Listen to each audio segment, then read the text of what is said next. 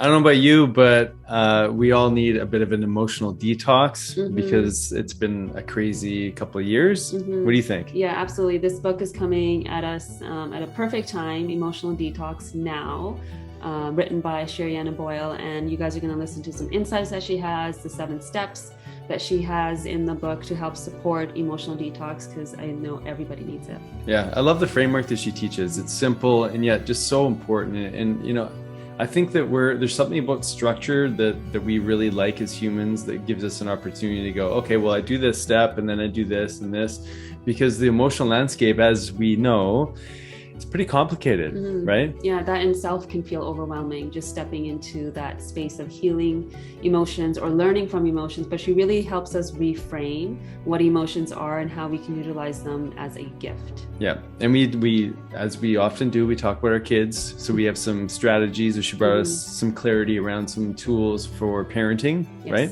Yes, so many gems in this podcast, so enjoy. It's perfect timing for the holidays as we're navigating family and all the different things that show up.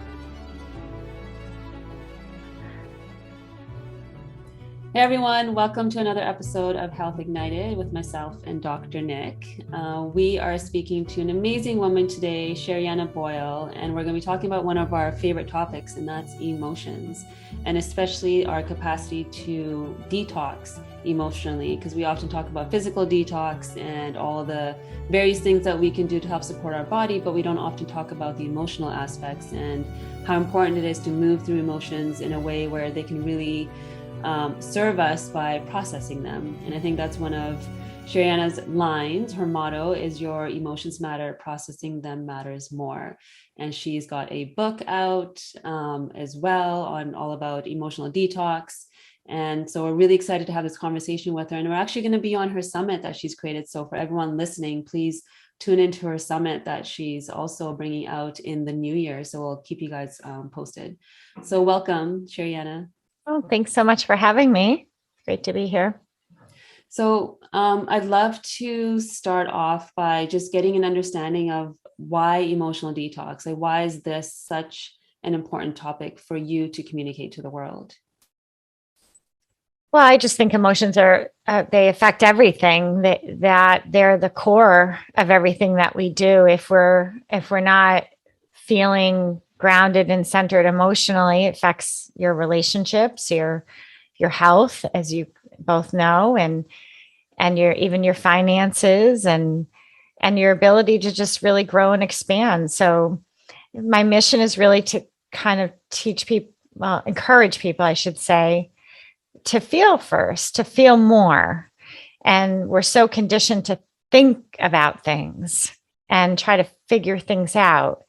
And I'm saying, you know, that's all well and good, but how about you feel and process first, and then let's see how that impacts your thoughts. Do you have like a personal story or a moment where you had that realization that it's important to process through the emotions and not just through the mind? I do. It's a little long. I'll try to give you the shortest version. And the best way I can describe it is I wrote a book years ago called Mantras Made Easy. And when I was writing that book, I had about 3 mantras going, and I was really invested in the practice. And at the end of it, so mantra practice, like a real solid one, is 180 days. So it's a real strong commitment. So at the end of those practices, I finished up the book was published. And I say, as I always say after I publish a book, that I'm going to give myself a break, right? Because it's a lot of work. So lo and behold, I'm teaching yoga, and I'm with a girlfriend of mine who's also a writer. And we're walking out with our yoga mats rolled under our arms. And I just looked at her and I said, "Emotional detox." And she was like, "What?" I said, "It's the title of my next book." And she goes, "I like it. I like that," right? Just pop out of nowhere. I just left yoga. So I started researching, put together the proposal, submitted it to Simon & Schuster. They loved it. They told me to do more work. So I go back, I do more work, more research, submit it again. And they said, "Okay, now you've got something." So I was excited because I'd been with smaller publishers. I hadn't been with a big publishing house. And literally, I think it was like 5 weeks later, I was hit with like the biggest emotional crisis of my life. And I was like, oh my God, like everything was affected, every area of my life. So I went to the publisher and I said, I can't write this. I'm a mess. How can I write about an emotional detox? Right? I need an emotional detox right now. So they were very good. And they said, write it when you can, just take your time. They took all the timelines away, which is such a gift when you don't have timelines. And I honestly didn't know if I'd ever write it. But so I started to just go through my journey, and I was in therapy. And I'll never forget it. I'm in therapy, and the therapist gets distracted and she goes to check her beeper. She had a beeper on. And before she checked her beeper, she asked me a question. And so I'm sitting there and I'm reflecting on the question, thinking I'm going to answer it when she gets back. And I heard this very, very strong voice. And it just kind of gave me, well, what I now know is the second step of the cleanse, which is the acronym I use for an emotional detox. So I heard that voice and I left therapy that day, and I decided I'm not going back. I'm going to listen to the voice. So I quit therapy, went home, and I just decided, what is that? Well, what do you mean by that? And just really did like this journey with it. And before I knew it, the steps were just kind of coming through me. And then eventually I would write them as the cleanse, which is the 7 steps of an emotional detox. And the reason I bring in the mantras is I really believe they played a huge role when I had that. My vibration was so high at that time in my life that, yes, I was hit with a crisis. And if you knew me, you'd feel sorry for me. My life was awful. But at the same time, a really big shift was happening. And since then, I've written 3 books on emotional detox. The most recent one has that cleanse, really 135 cleanses in it. Wow. That's amazing. I mean, when I think of detox, I think that, some people have these things called Herx reactions where the body starts to speak to you because maybe the liver's backed up or the digestive system's not flowing well. There's some sort of like challenge that your body's expressing. And, as you're telling your story, I thought it was really interesting. You didn't really describe the story of the emotional story, but you described kind of what was going on in your process through it, which is really interesting. And no doubt you're in an emotional detox Herx reaction with your body, your emotional body going through this thing. And so maybe if you could highlight that for people, because I think a lot of times, crisis is upon us and we feel all the challenge of the story and the thing that's unfolding before us. And how do you help people just maybe appreciate some of the struggle or some of the tricky bits, the Herx reactions that the body goes through, and so that it can go through this cleansing process? Sure. In terms of my personal story, I was a mess. I mean, I couldn't eat. I was losing weight rapidly. I think I lost about 25 pounds, and I'm already pretty small. I'm not somebody who needs to lose weight. So I was probably, I was probably 111 pounds. I went from 125. I mean, it was when I say like an emotional, my body, it felt like I'd been hit like by a truck. And I remember describing it that way. I feel like I've been hit. Actually, getting hit by a truck probably would have been less hurtful, to be honest with you. It was that kind of trauma. And so, the good news is I had researched trauma. And so I was aware of what was happening while it was happening. It's like watching yourself go through something that you just read about, that you just researched how, it affects your digestive system. I mean, even I look so much older. I remember because, I'm like a lot of people, I couldn't afford to stop working. I had to still pay my bills. I still had to be a parent. So I would try to kind of plug through my day. I'll never forget, I was teaching yoga at this place and they decide, for whatever reason, out of all the times, to do the pictures for the new website. So I went along, and I remember thinking, I mean, I was hurt, my body hurt. So if anyone's gone through depression, you know that feeling. You literally feel, you hurt, you ache, you don't feel good. You don't feel like yourself. You barely have enough energy just to answer a question, that kind of depths of things. And you're like in a fog, because that's what trauma does. You walk around like you're a little numb, and it's almost like you're not even in your body. You're disassociated. So I was doing that, going through the motions.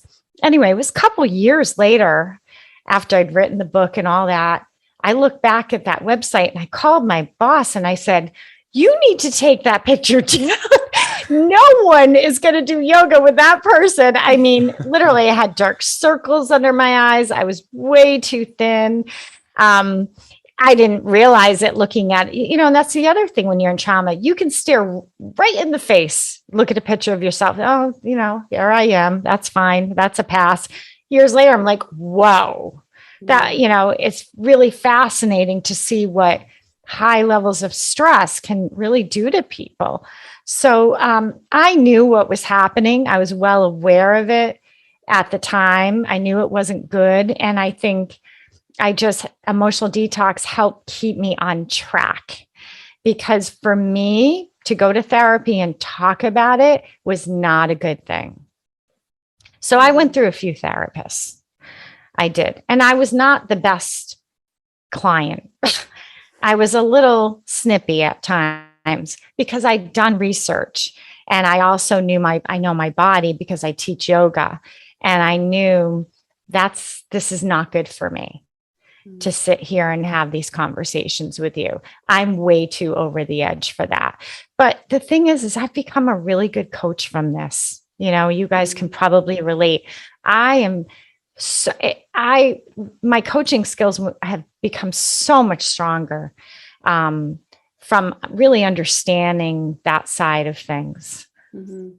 Yeah. And so many of us have that story of, moving through a struggle and moving through a challenge. And then all of a sudden, years later, we see the gift that challenge actually gave us. But when we're in it, it's really hard to sometimes navigate those shadow aspects that are actually giving us this opportunity to allow something old to die so something new can be reborn. So it sounds like that's kind of the process that you went through, and also very self-aware. Like you being self-aware, you were able to pivot, because so many people stay in therapy for years and years and years and not able to really pivot because maybe the awareness isn't there that there's some other opportunity out there that can help heal on a different level.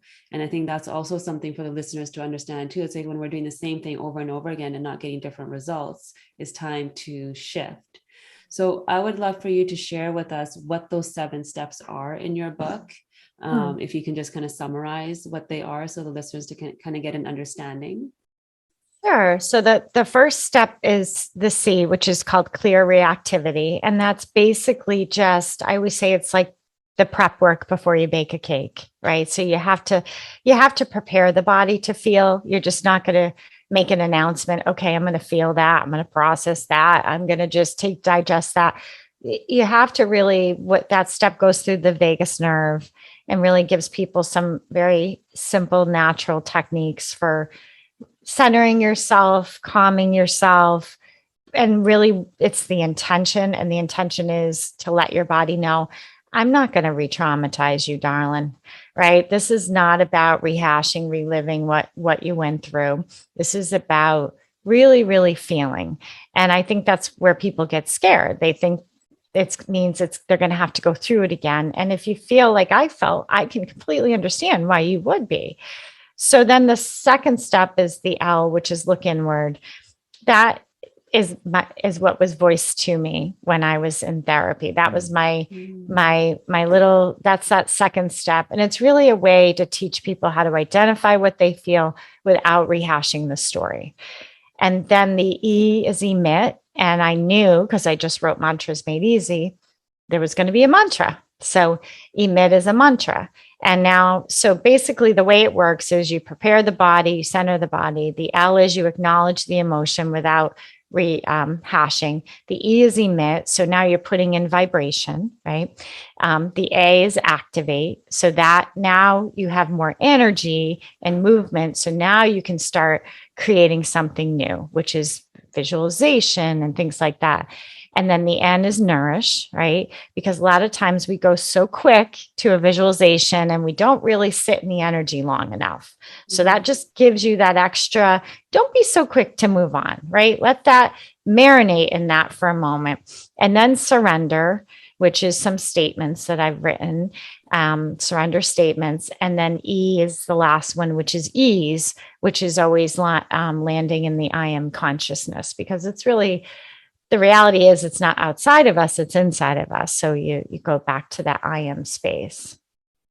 What a beautiful framework. I love that. I was just imagining someone going through that process, and, you know, bringing mantra into the healing process. I would love for you to talk to us a little bit more about that, because when I think of, or when we do mantra, we do a little prayer together in the morning or most mornings.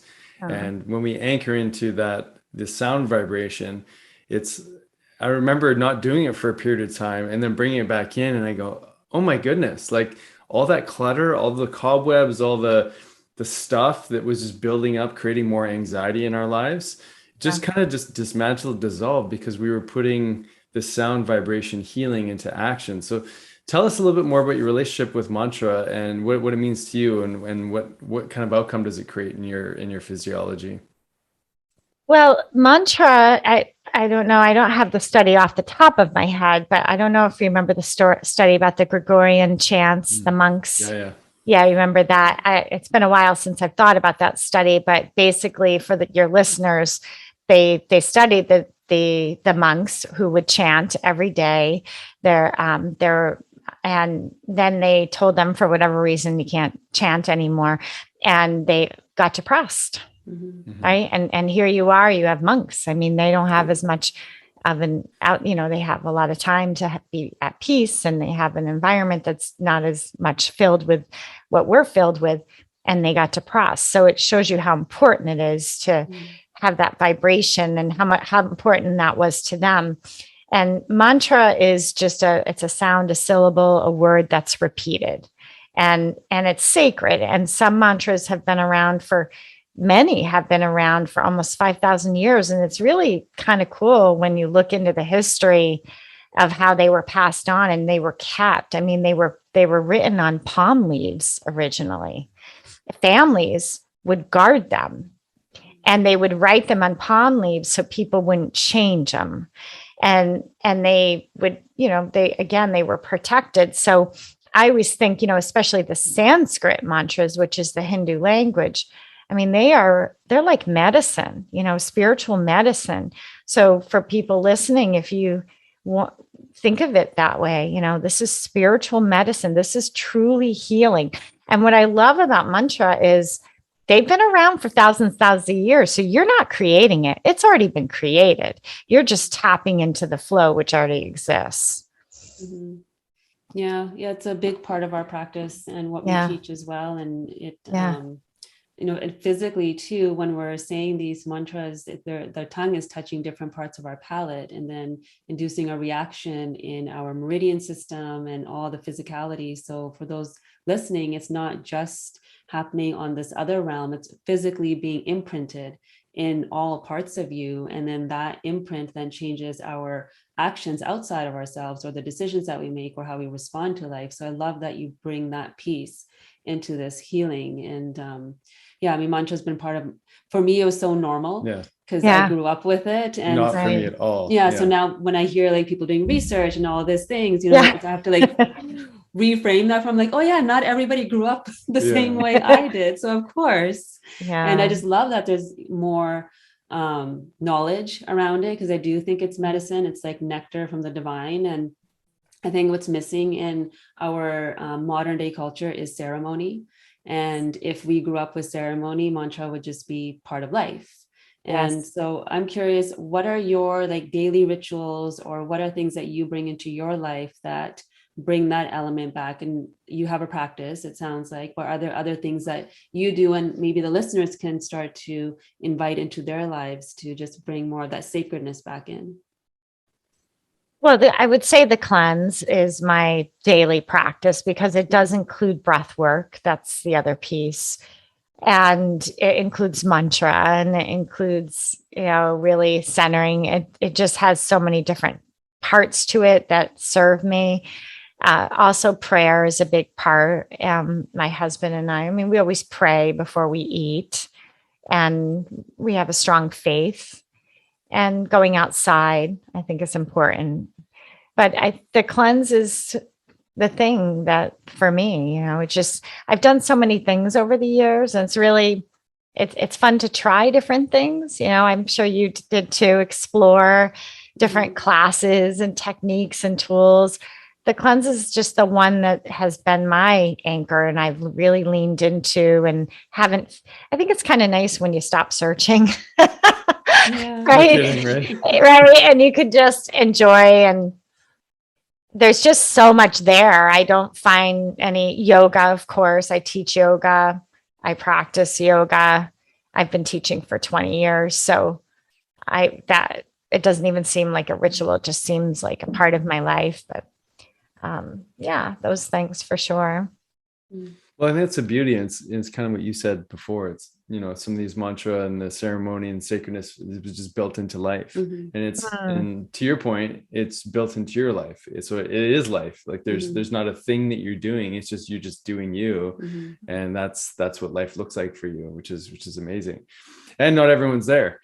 I mean, just my own personal experience. I mean, I didn't grow up with mantra. I grew up in a Christian home, and I mean, we sang at church and stuff. And I remember always feeling good after church, but I would have never related, the singing or, whatever it was that happened. I was always actually happy when it was done, because that meant I could go play and, have fun. So I didn't really associate the experience that I had, but no doubt it was doing something. But I imagine for many people that don't necessarily have a daily practice or haven't implemented yoga into their life and created this mind-body connection to some degree, that some of this may sound a little foreign. But I love that's where, your practice that you're teaching, this cleanse framework, invites people into a space where they can start to explore a little bit. So, in some of the people that you've worked with, where do you find that some of them get stuck? Like, do they get stuck and hesitant around the mantra, the breath work, or where do you find that there's a sticking point for people? Or maybe it's a difficulty even to look inside. I don't know. So it's interesting, Nick. The cleanse has evolved, right? So it's a daily practice.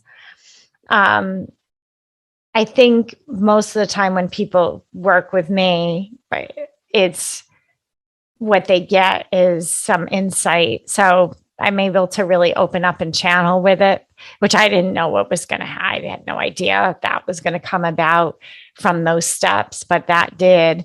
I always say, that they're the same steps for the emotional detox are the steps used for manifesting. And how do I know that? Because my life was a shit show. I always say that it was an absolute horror show for a couple years. This was not a quick thing, but I was manifesting like crazy. And I'm like, what the hell's going on? Aren't I supposed to be like perfect? Right? And so I was like, I think these steps have, I think this is how you manifest at the same time. So a lot of people are just looking to make that shift, right? That you spoke about, Sonia, that make that shift from being stuck, and whether the way they're responding in a relationship, the way that something's going, wanting to move on, feeling. A lot of people come to me for anxiety because I've written several books on anxiety. So that's usually what they show up for, but it's not usually what they're most interested in. And so just spiritual ways. So many people, probably like the two of you, that have been down the pathway of medication, and maybe they're still on it, but they realize it's not the only thing that they need to be able to make those shifts in their lives.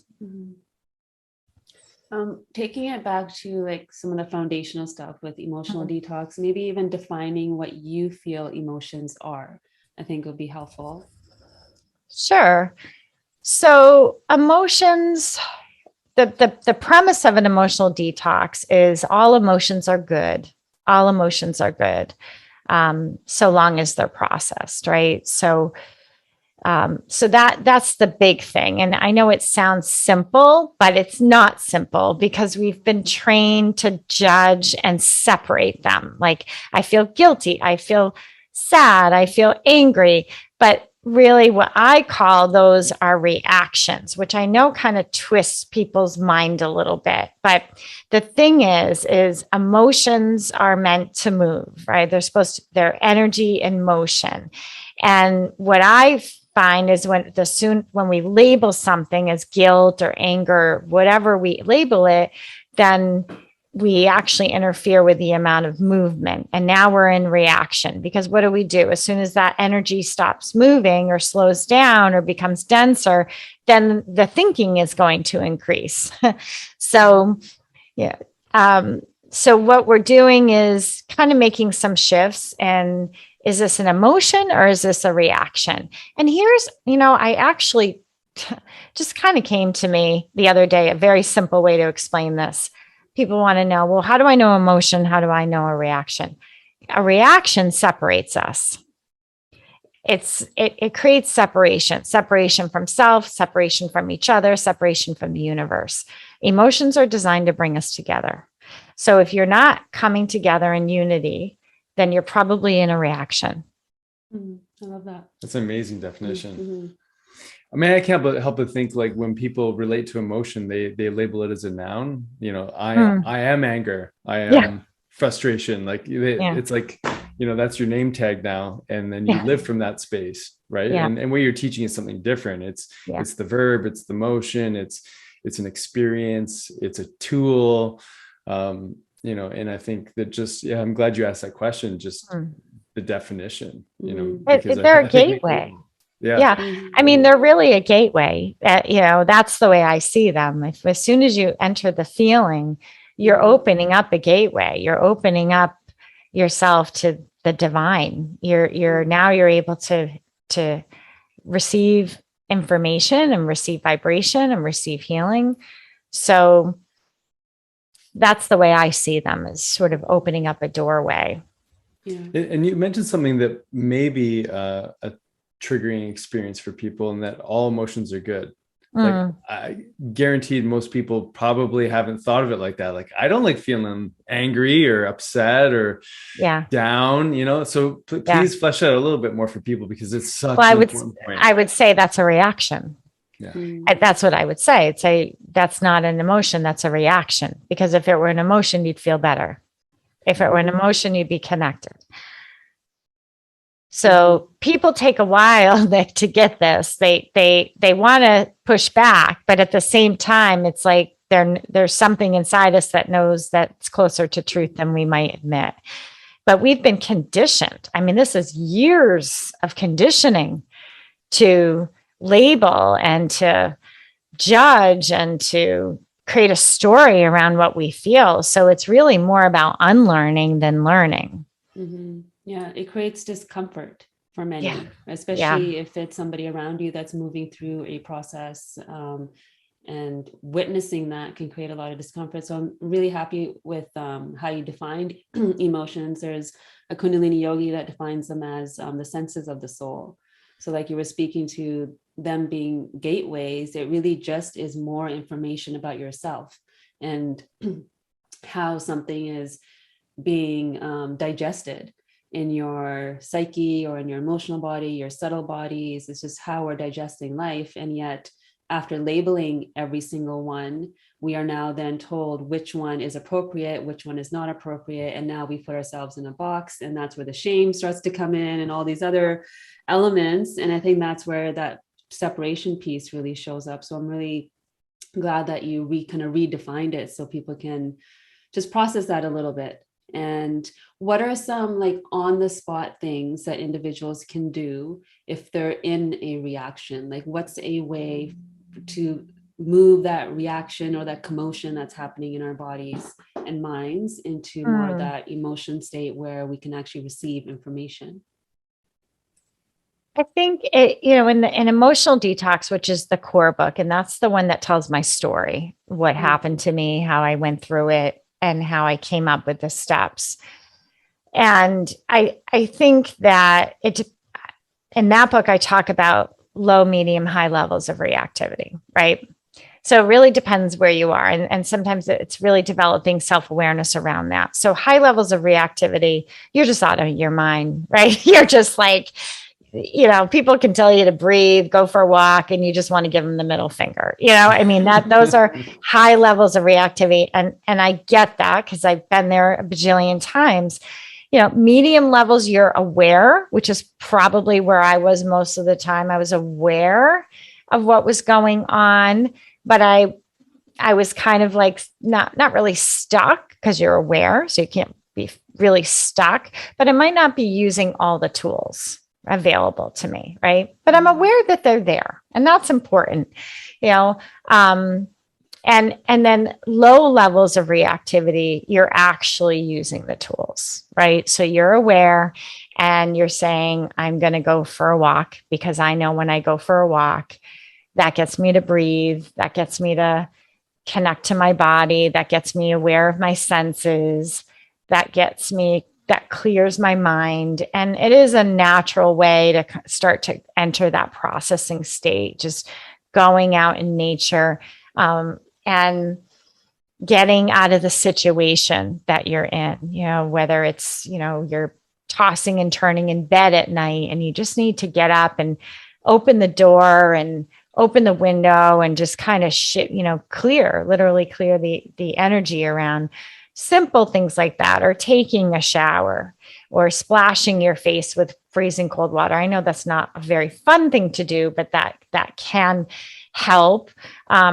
Chanting. But again, these are wonderful things if you're in those low levels or medium levels. But if you're in high levels, then you might have to be doing more than just, you have to get a really regular practice going to break that cycle. And you might need a stronger support system, right? You might need someone like the two of you involved, and you might just need to increase that support until you're able to wean off whatever parts of it. And you're in those medium levels a little bit more often than not. Right. And then eventually those low levels where you can be independent and you can start to go off on your own. So I hope that answers it. It's hard to say one answer for everybody.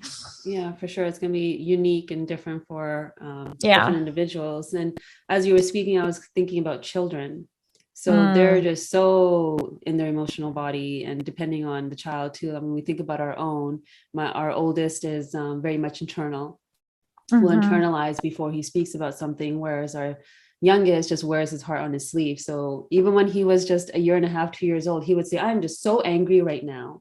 That he was very expressive and now he shows us when he's very angry. And so how do you at a young age speak to them so that they're able to move through this process and create tools so that as they're growing, they're not, packing on all the stories that we have had as adults, so that we can really start to change how the next generation moves through emotions and processes them?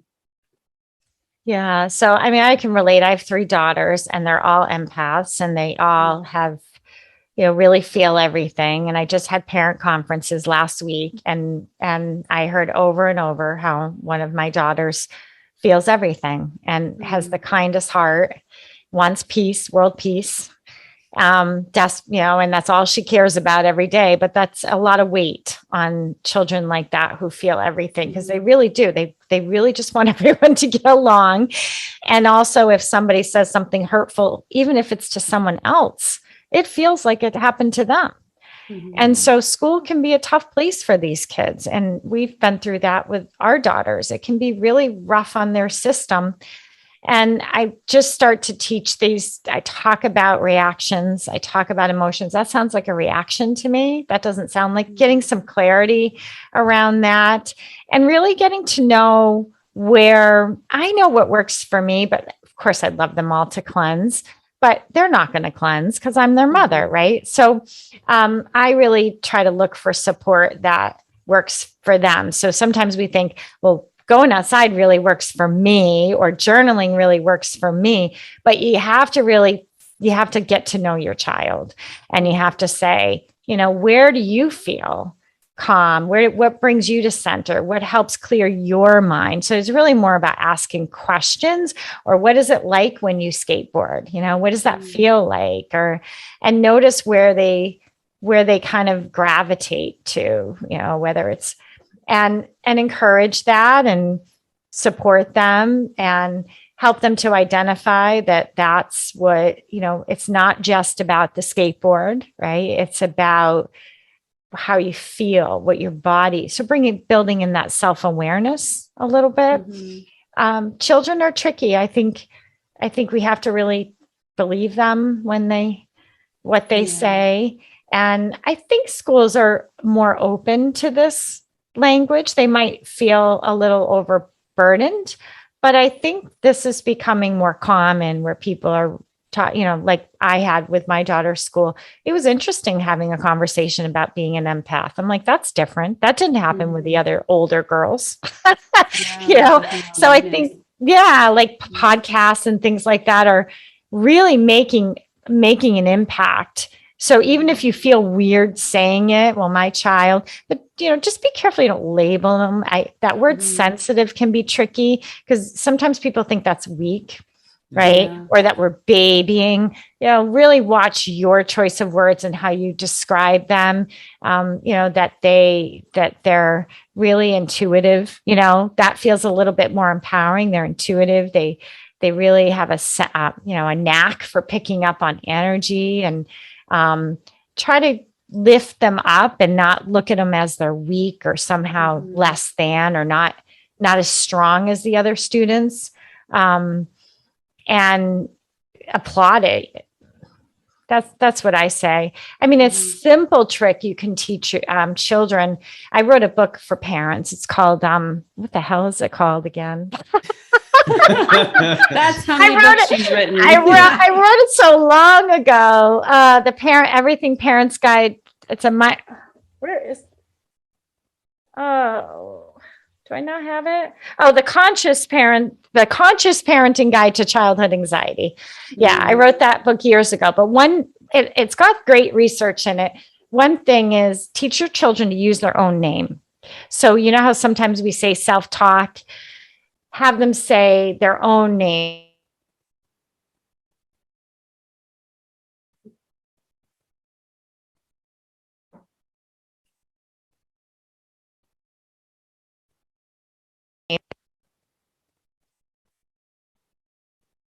Okay, can you hear me now? Yeah, you cut out for a sec. Yeah. Using their own name, if you're going to teach them self-talk, there's a lot of research around that. So teach them to use their own name. I don't know if you heard me. Instead of like my daughter's name's Mackenzie, calm down. I'm sorry, calm down. People do that, let it go. Mackenzie, let it go. Mackenzie, have them say their names. It has a little bit more of an impact for them. But little things, I think movement is really what children naturally are getting, movement, and take the damn devices away. And I know it's tough, parents, but you got to have limits on those devices. They really will make it very difficult for children to process their emotions. Yeah, we absolutely have noticed that. And one tool that's worked for me is, especially with our youngest, I would say, is really validating his experience. As soon as I say you're okay, there's a different kind of reaction. It's like the emotion just gets even stronger. But as soon as you validate that, that's frustrating. It's like all of a sudden they feel heard and understood. And my oldest the other day was trying to say, well, how would you feel if this happened to you? And I was like, I'd probably be really irritated too. And he didn't know how to respond to that. Because I think he thought I was going to say, well, it's okay, just don't worry about it. But I was like, Yes. yeah, I'd be really irritated Yes. if somebody ate my gingerbread and I did not give them permission. So that is irritating. Yes, I So would too. I'm always yeah. telling my husband, please, no, you may not have a bite. That's right. Yeah. So I'm like, and I don't have to sit Yeah. in it in the Yes. irritation. I'm like, we can choose that Yes. to be a little bit different. So Yeah. yeah, these are great and helpful too, because I do find Yeah. the more we learn as parents, the easier it Yeah. becomes to navigate or help them navigate their Yeah. story and their emotions so that they grow into adults that are just more aware. And I feel like that is how we change the world, really, because when we look at politics or we look at everything that's going on in the world, there's these emotional adults making these big decisions for the whole world. And No kidding. right, if we had these tools from the start, I think it would be a very different world right now. I say that all the time, Sonia. I'm like, could we all just do a detox before we make these decisions? That's right. So everyone needs your book. Everybody needs your book, especially in those elements, right? Yeah, it should be required reading. It You should got be to cleanse. required You're reading. going to show up today. You got to cleanse first. These are big decisions, really. Yeah. We're going to make them on reactions and all of that stuff. Absolutely. And for teachers and healers and anyone that's working with another human and making decisions or even facilitating space needs this book to deeply understand themselves so they can actually hold that space. So thank you for writing it. Emotional Detox Now is the one that you're referring to. That's the one with 135 practices and I did write it with that in mind. I was like, people kept asking me, how do I do this at home? How do I do this at home? What about when I'm with you? And so I was like, okay, I got to write this. And I was so happy to write a book without my story in it. I was like, oh, thank God I'm not talking about myself anymore. I'm so sick of myself. No, I mean, it really felt good to just really focus on giving others what I've learned from myself and so many other people, how to apply this in their lives. So yeah, for sure. I love that. Yeah, well, I think I love what you're sharing because really what you're teaching is a lifestyle, and and it's not just about the tools, but the tools are part of the lifestyle. And so sometimes just getting a little snippet of something you can implement, and I think another thing that you've been sharing that's really important is something we call bioindividuality, and that my medicine may not be Sonia's medicine or your medicine. There's something about the skateboarding for me that may not work for you or what have you. And I think that, that's important in the times we live in as well, is that, there's not this perfect picture of what, enlightenment looks like or a perfect life. It's that what are your gifts that you can cultivate and express and experience, and that becomes part of your lifestyle medicine. And that's such a beautiful journey that we can all go on. Should we, rise up to the emotional messages that we're receiving and choose that for ourselves. So I love this is an amazing conversation. I love everything you're sharing. Yeah. So in closing, what I'd like to ask you is, if this was the message that you were leaving the world with, or you knew that, tomorrow was your last day here in this physical realm, would this be the message that you want to share? Or is there something else that you would want to inspire or ignite in the world? Yeah, sure. I mean, I've written another book since this one. It won't be out till 2023. So that's the one, that really kind of brings this to the next place. And so, I mean, I think my message is, if in terms of feeling and processing, I know we tend to think of, am I ready to do that? How am I going to do that? And I always say, if this helps you, which I do find, because I believe as human beings, we really want to help other people, right? That's our biggest journey, is we want to help others. We want to contribute. Do it for others, because when you process what you feel, it affects everybody. It provides a current on the planet, and your pattern is, so many other people have the same pattern. So we're all part of this web, and all it takes is you to just kind of process that little part of the pattern, and we all experience a little shift. So if you're not going to do it for you, do it for a loved one, do it for your genetic line, do it for your children. Say, I'm going to process this because I no longer want this to continue, right? The way, and I'm talking about reactions, right? And so I can feel my emotions, and I can shift the energy for the whole line, and people after me that come. So that's what I would say is it affects everybody. So it's a real gift to give to the world. Thank you. Mm-hmm. It's so important. I think that often we see ourselves in our lives, and we don't feel the connection to all things, to other people. And what we're saying is that this is an opportunity to really feel that connection and to contribute, because it can feel like a disempowering world that we live in when we're told, all the things that we're told. And when we can realize that our choices, our actions, our cleansing can actually impact and serve others, that's such a profoundly beautiful and important message.